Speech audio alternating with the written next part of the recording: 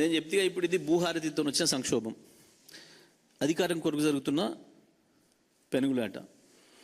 ఇంతకాలం ఏమో డబ్బులు సంపాదించుకునే దగ్గర దందాల దగ్గరనే పోటీ ఉండే.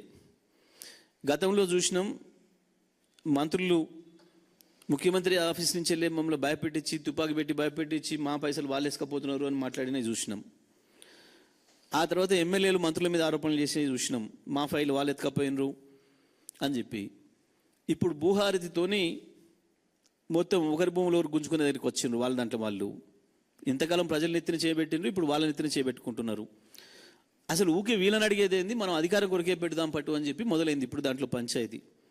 అది ఏ ఒక్క మంత్రిదో ఒక ఎమ్మెల్యేదో కాదు, మొత్తం కాంగ్రెస్ పార్టీ నైజము ప్రజల్ని దోసుకోవడానికి పోటీపడే దాంట్లో భాగంగానే జరుగుతుంది ఈ సంక్షోభం అంతా. 100% బయట ప్రజలందరూ అనుకుంటుంది, మీ అందరూ అనుకుంటుంది కూడా బయట పెట్టింది. మీ అందరూ కూర్చున్నప్పుడు మాట్లాడుకోవట్లేరు, మీరు మీ కెమెరామెన్లతో సహా ఎవడోడు ఎంత దోసుకుంటుండు, ఎంత పర్సెంటేజ్లు, ఏ మంత్రి గాడు ఎక్కడ పోయి గుంజుకుండు, ఎవరి భూమి ఎంత గుంజుకుండు అని మీరు కూడా మాట్లాడుకుంటారు కదా. అదే విషయాన్ని కొన్ని సందర్భాల్లో వాళ్ళు కూడా బయట పెడుతున్నారు, వాళ్ళ ఎమ్మెల్యేలు కావచ్చు, వాళ్ళ నాయకులు, ఇతర నాయకులు బయట పెడుతున్నారు.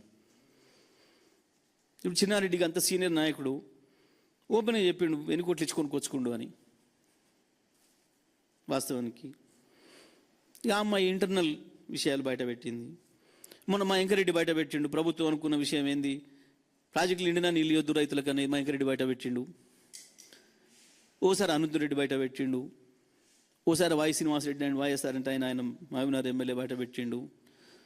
ఓసారిగా అక్కడ ఒక ఆయన ఎలాంటి ఎమ్మెల్యే మదనంటే ఆయన ఈ రాష్ట్ర ప్రభుత్వం పట్టించుకోవట్లేదు, చేతగాని ప్రభుత్వం కాబట్టి ప్రపంచ బ్యాంకు ఒక 100 కోట్ల రుణం ఇయ్యని ఆయన రాసిండు. చాలా వస్తున్నాయి.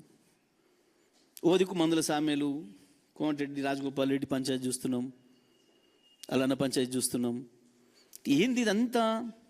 అధికారం కొరకు డబ్బులు పంచుకోవడానికి ప్రజల్ని దోసి దొంగలు కొట్లాడుకున్నట్టు, ఎంగిలి విస్తర కాడ కుక్కలు కొట్లాడుకున్నట్టు ఒక్క మాటలు చెప్పాలంటే కాంగ్రెస్ కొట్లాట విస్తరాకుల కాడ కుక్కలు కొట్లాడుకున్నట్టుగా ఉంది. కాంగ్రెస్కి అధికారం ఇస్తే ఇదే జరుగుతుంది ఈ రాష్ట్రంలో అనేది మరొకసారి నిరూపితమవుతుంది.